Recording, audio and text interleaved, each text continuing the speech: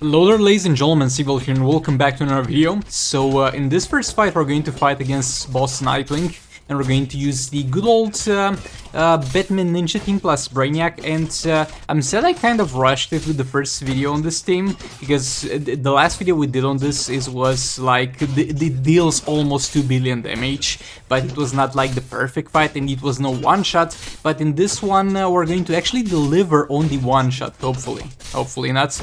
I'm not trying to spoil it, but I already kind of did. So after we get him in the corner and we got all these stacks from Brainiac, we're going to just infinite combo his ass, and we're going to see where that takes us. Again, I have Beta Club at level 8 on Grodd, I have level 8 Sword of Sin and Sword of Salvation on the other two characters for the passive stats. And yeah, we see some pretty decent dot values at 21 mil, I think it was the peak performance, and there's nothing he can do to get out of this infinite combo. He can't even super move unless we don't mess it up. There's absolutely nothing he can do here, and this team is definitely a team that you should consider using if your Mr. Freeze plus Brainiac is not strong enough to one-shot. If that is strong enough to one-shot, then this team is kind of useless to you, but if that's not the case, then this is definitely an easy one-shot team. Obviously, if you do have Beta Club. I know most people don't, like, look, I know it's not the most easy to come by artifacts. But yeah, moving on to the next fight, we have the Batman Who Laughs Deathstroke team, and we're going to see how that goes. So we have Sword of Salvation on Batman Who Laughs, North Snow Globe on Deathstroke, and we have All Blades on Red Hood for the cheaper super move, because we don't want to put too many passive stat artifacts, because then Deathstroke is never going to die. We have Special 1 disabled, it's not gonna be too much of a problem. It's gonna be a little bit more unoptimal for Batman Who Laughs, but just a little bit. Another Special 2 in there. There we go, we're in final form. And we're going to see how much percentage shell damage we can do in this first transformation. Combo interrupting there. I was not combo interrupting after the Special 2 because the Special 2 is weird. It barely staggers the enemy, and there's two sides of the coin. Some people are able to do an infinite combo using that, some other people are not even able to block after it and they get hit and destroyed. I'm in the second category, sadly. I don't know why that's the case. But yeah, right foot in there for the super move, that's out of the way. And we are going to attack Batman Who Laughs back in to generate some more power. Our Deathstroke will not be able to generate too much power, even though he's got the passive, because I removed all his gears. Because we need to make sure that he dies. If he dies, then North Snow Globe is useless on him. And we had a little bit of a problem with him dying in past fights. Another Special 2 in there. Combo interrupt again.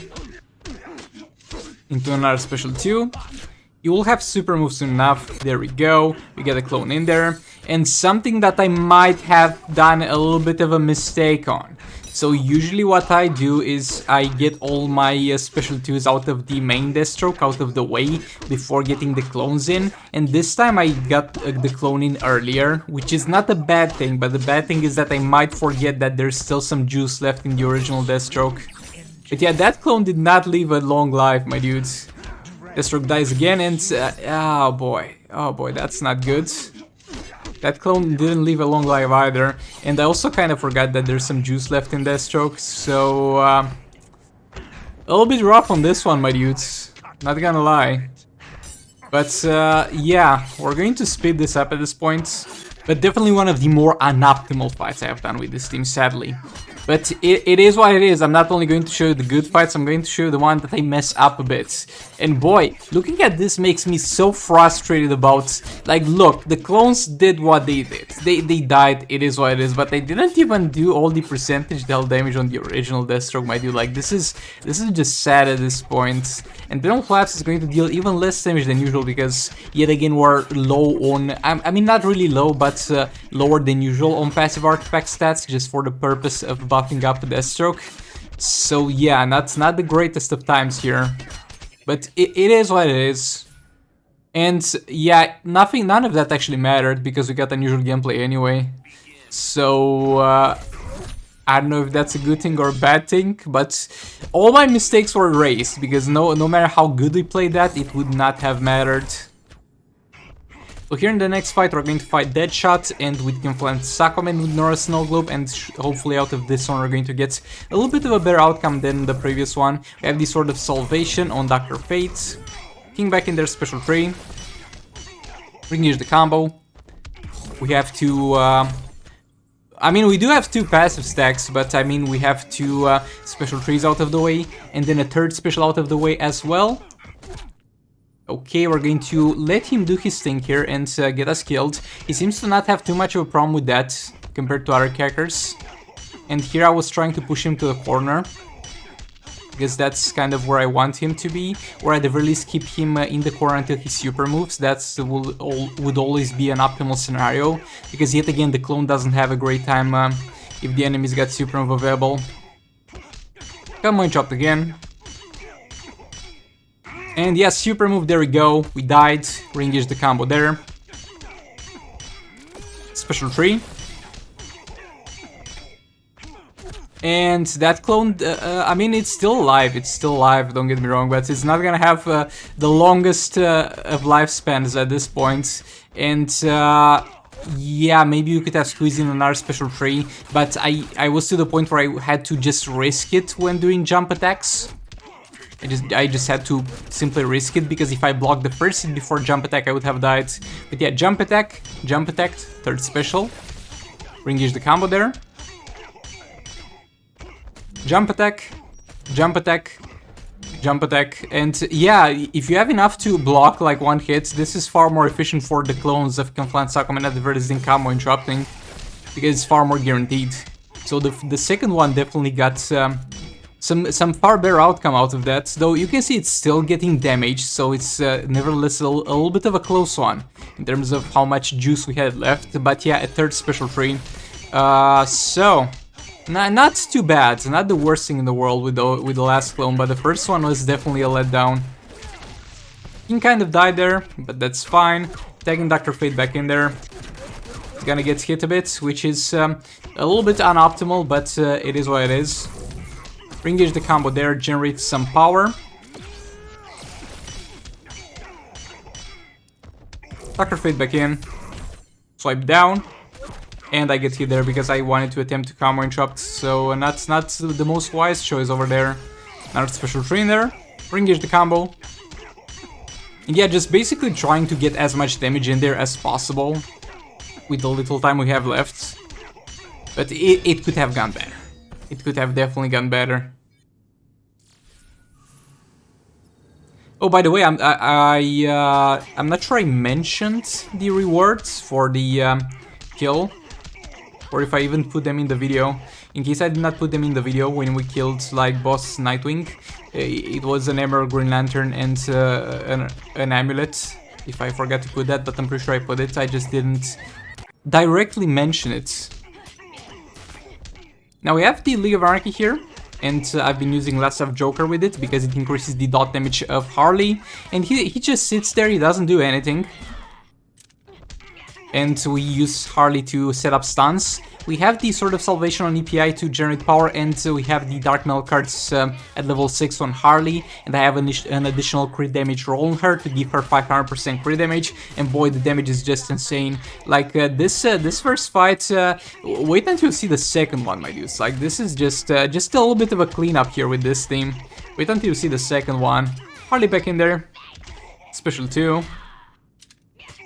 Re-engage the combo.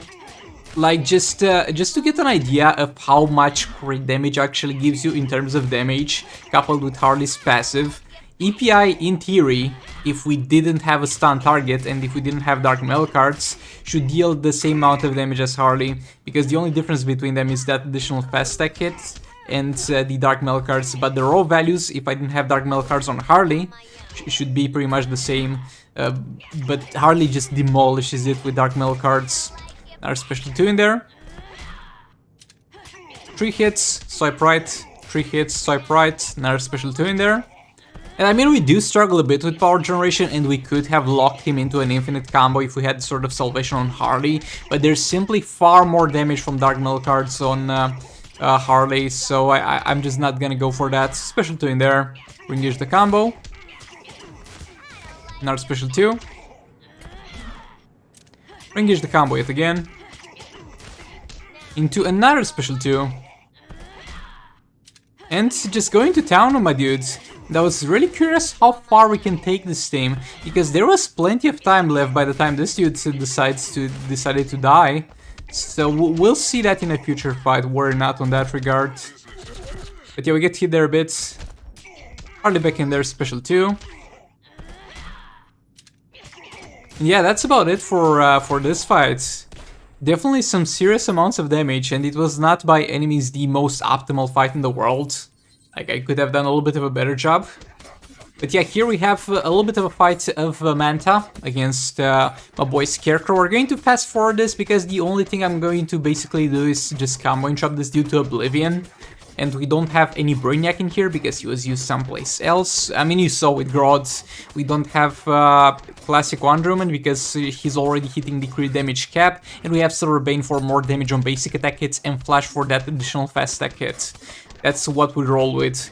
And boy, the damage of Manta has increased, has gone through the roof since I got the Dark Metal cards on him and gave him 500% crit damage. Because like previously, in this same soul raid with more or less the same passive stats from the artifacts, the highest amount of damage that I have really seen was, I think, somewhere around 150 mil to 160 mil. And this is just so much better than that, my dudes. Like, on some swipes, it's 1.5 mil. If we hit a fast attack hit. I still have to try him a little bit more with the Jokerized Batarang. I haven't yet made my mind on which one will do better for him. And my dudes, like the additional fast attack hit, having 4 fast attack hits and the additional damage from Jokerized Batarang debuff is definitely something not to laugh at, but also those damage values, man. And keep in mind, my Manta is 5-star, so we're not really getting the best out of the passive either. So yeah, that's about it for the Scarecrow fight. And we have kind of almost doubled our damage in comparison to previous ones.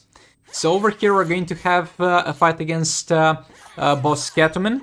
And as you might be able to see, she's a little bit damaged. There's definitely something that went on before this fight over here, but we're just not gonna talk about that. It's one of those fights where you don't want to talk about... Look, I used Mr. Freeze plus Raven here. Yeah, I had the option to use Skinflint Aquaman plus Raven, but I used Mr. Freeze plus Raven, and let's just say it didn't go too well. Didn't go too well. We had a little bit of trouble freezing her after she froze. We had a little bit of trouble keeping Mr. Freeze in there because of the Chaos tag-in. We had a little bit of a problem surviving also, so we ended up with Mr. Freeze plus Raven doing in this fight specifically somewhere around 280 mil damage, which for a beta club Mr. Freeze plus Raven is something to laugh at, my dudes.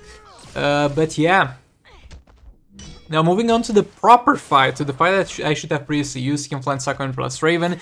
We got the Darkness lost here, sadly, but now that Parker is down, that shouldn't happen anymore. Another third special in there. That deals some significant amounts of damage too, but once we get the dot damage going, that's not going to matter one bit. Re-engage the combo there. Another special one.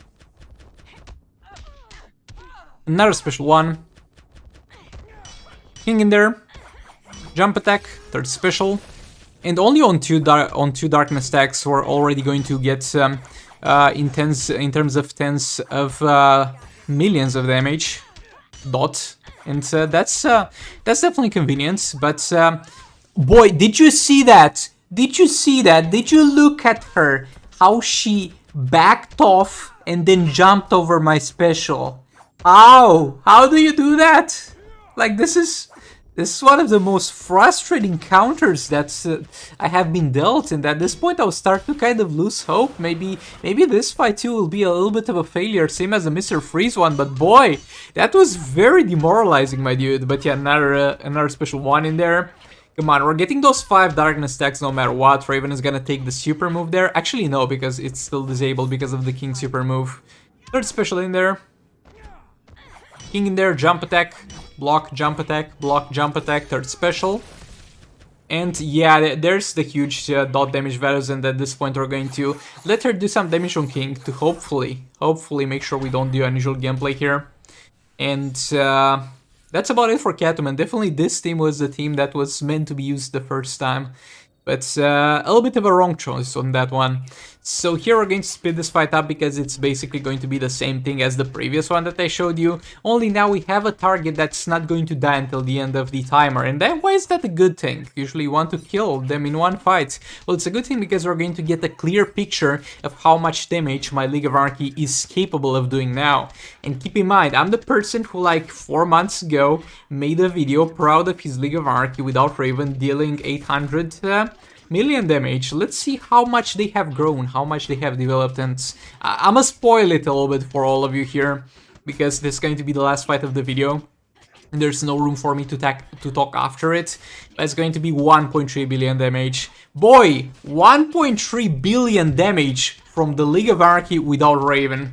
We have indeed lived to see this day, and it's a free artifact that you're gonna get. Like, granted, I have a ton of passive stats from the artifacts, like level 8 Sword of Sin, level 8 Sword of Salvation. That is definitely helping out tremendously. But still, even with those artifacts previously, like my League of Anarchy team with Sword of Salvation on Hardy was able to do, like, at best 600 mil damage.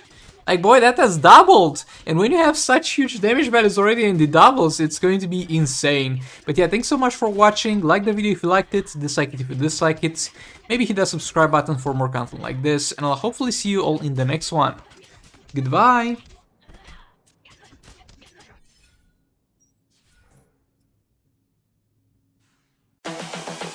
This is the future.